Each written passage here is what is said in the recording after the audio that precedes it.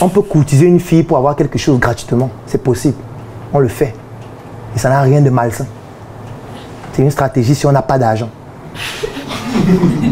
Attends, tu penses que si moi je n'ai pas d'argent, je vois une fille qui a beaucoup d'argent et elle me plaît ou non? Qu'est-ce qu'il fait? Il y a une fille qui a beaucoup d'argent. Toi, tu n'as rien. Attends, si tu la courtises, tu vois pas que ça peut être une solution. Peut-être vous riez, mais c'est trop pertinent. Parce que si tu la courtises et que tu réussis, ça veut dire que tu fais passer son jugement du rationnel vers l'émotionnel. Et quand tu tombes dans l'émotionnel, elle peut financer ton projet. J'ai fait une vidéo dessus où je parlais des artistes qui sont misérables. Beaucoup de gens riaient. Moi, ça m'amusait, puisque c'est ça qu'ils font. Principalement, les artistes, c'est leur technique.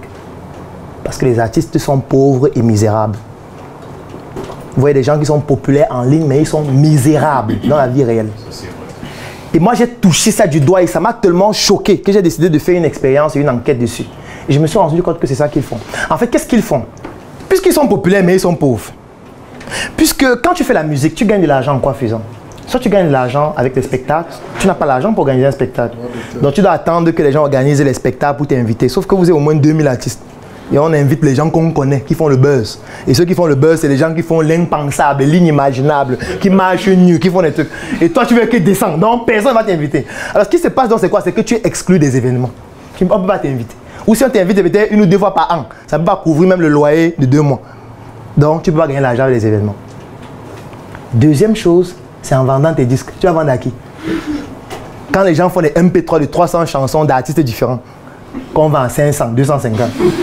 Quelqu'un prend un CD, il met 200 chansons de peut-être 26 artistes différents. Il vend à 250. Toi, tu vas vendre à qui? Ça veut dire que tu ne peux pas vendre les disques. Tu ne peux pas gagner l'argent avec les disques. Tu ne peux pas vendre en streaming. Qui veut aux États-Unis va acheter ta musique? Tu sors d'où? Ça veut dire qu'il faut qu'il y ait un marketing sur toi qui nécessite des coûts que tu n'as pas. Donc, tu ne peux pas gagner l'argent en vendant la musique, que ce soit en ligne ou sur le terrain ou en physique. Il y a les vues en ligne. Même les vues en ligne, c'est aussi, il faut faire quelque chose d'impensable pour que beaucoup de gens voient. Sauf que toi, tu veux être mature. Tu ne veux pas faire l'impensable. Il y a les droits d'auteur. Où il y a des artistes qui, en 1 an, ont 2500. Ça veut dire que toute l'année est finie. On dit que tes droits d'auteur, c'est 2500. Et qu'il ne peut pas prendre un taxi course avec. Il ne peut pas. Donc vous voyez que tous les domaines par lesquels on gagne de l'argent avec la musique sont déjà minés. Sauf que lui, il est populaire en ligne. Il fait donc comment? Il est populaire en ligne. Quand il fait un post, il y a 4000 personnes qui réagissent, 5000, 10 000. Sauf que dans la vie réelle, il est misérable. Qu'est-ce qu'il fait? Il est populaire. Il y a beaucoup de filles qui sont fans de lui ou d'elle, qui ont beaucoup d'argent. Qu'est-ce qu'il fait? Il va à la salle de sport. Porte le fer. Il muscle le pénis. Il prend le poutoulou, la toté. Il cible 2 ou 3 d'entre elles ou son manager le fait pour lui. Et ça devient ça son moyen de gagner de l'argent. Après, c'est elle qui finance les albums. C'est elle qui finance les tournées. C'est elle qui paye dans les médias. Parfois, elle a les contacts. Elle appelle dans les médias, on fait passer ses chansons. Et quand vous voyez ces chansons, vous croyez que ce sont les chansons qui rapportent de l'argent, alors que ce sont des femmes. Vice versa, et les femmes font la même chose. Avec leur manager, leur producteur, d'autres artistes. Et là, c'est ça. C'est triste, n'est-ce pas? Mais c'est ça. On peut courtiser quelqu'un pour atteindre un objectif. Oui, c'est possible. Tu peux voir un gars, il vend bien. Tu dis que bon, ok, ma mission c'est de sortir avec lui le mois prochain. Oui, non.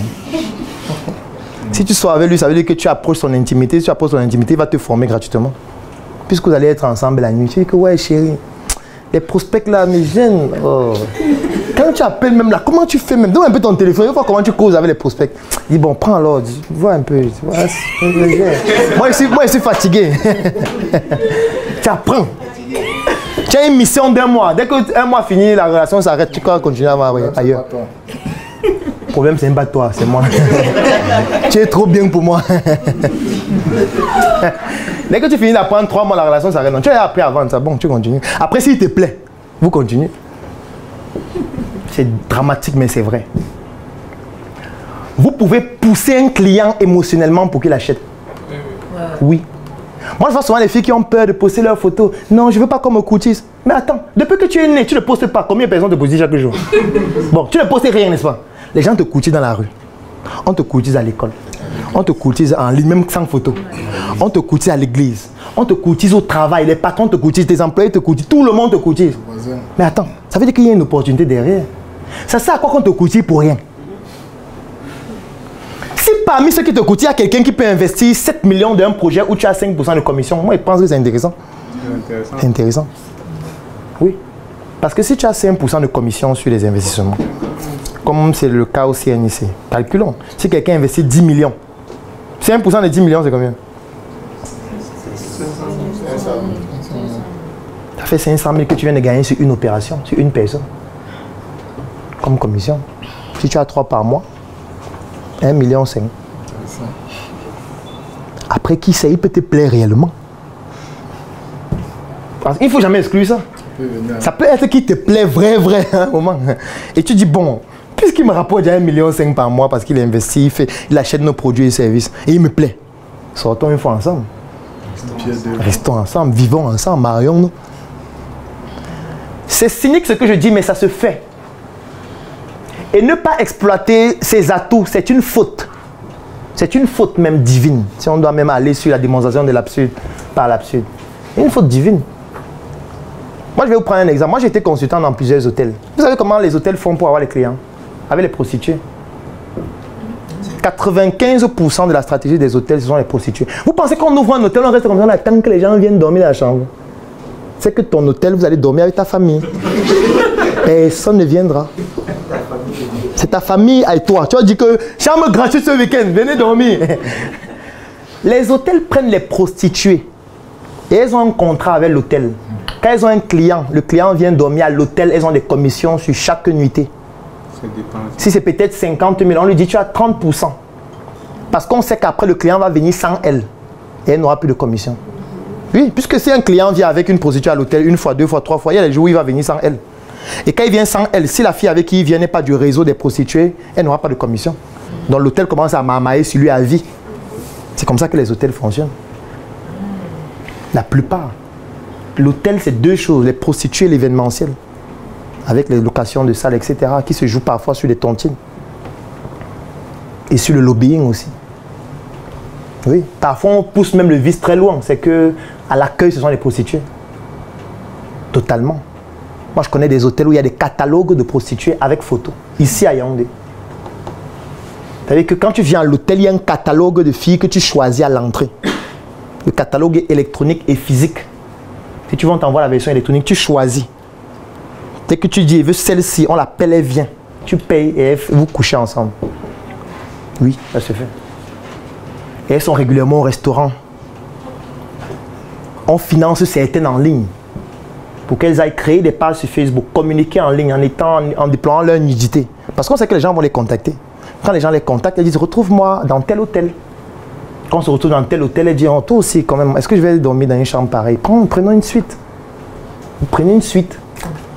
Parce que tu veux montrer que tu es un homme fort, tu es puissant. Vous entrez dans la suite.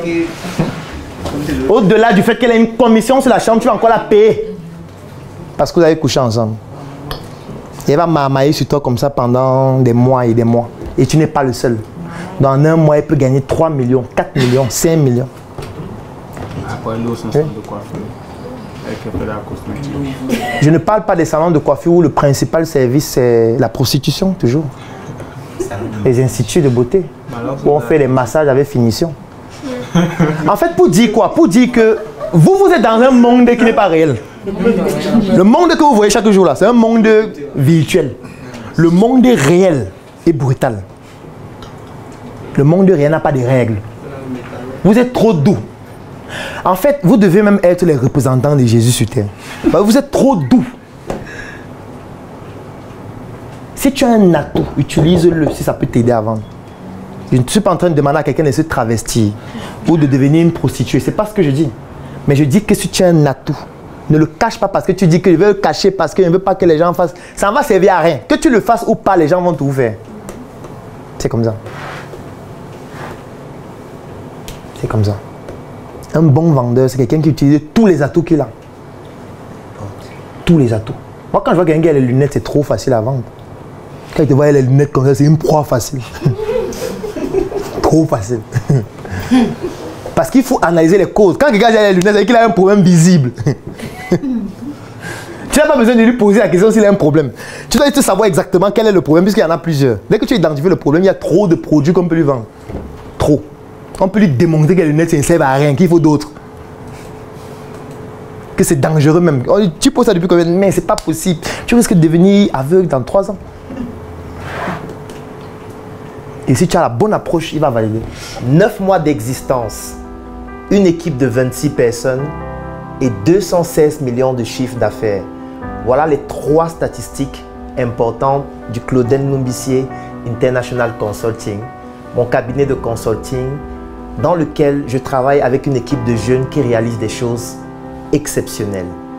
Et parce qu'il faudrait remercier ces personnes qui réalisent des choses inédites au quotidien, j'ai décidé d'organiser un voyage du 28 mars au 7 avril 2022 à Abidjan, en Côte d'Ivoire, où nous avons déjà un siège de la Startup Academy depuis bientôt 1 an déjà. Durant ce voyage, nous allons avoir un ensemble d'activités au programme. De la détente, du divertissement, du tourisme, des formations, des conférences, la recherche d'opportunités et surtout le networking avec les membres du Claudel Numbissier Business Group qui se trouvent en Côte d'Ivoire, les membres de la Startup Academy qui se trouvent en Côte d'Ivoire et surtout toute l'équipe qui nous accompagne, qui nous suit au quotidien et qui souhaite bénéficier de notre expertise. Si toi, tu souhaites bénéficier de notre expérience et participer à cette aventure, je t'invite à cliquer sur le lien dans la description de cette vidéo afin de nous rejoindre pendant ces 2 semaines en Côte d'Ivoire du 28 mars au 7 avril 2022.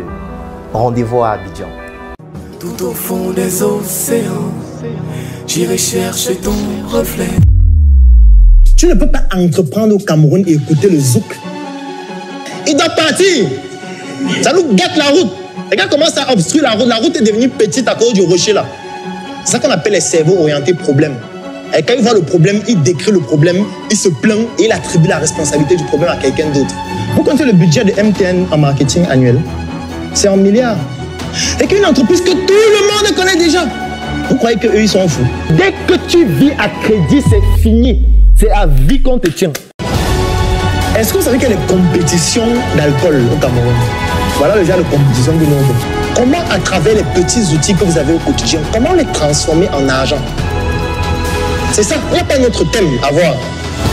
Et ça ne demande pas d'avoir un diplôme. Non. Tout ce que je peux faire, c'est partager mon expérience. Costa sem querer.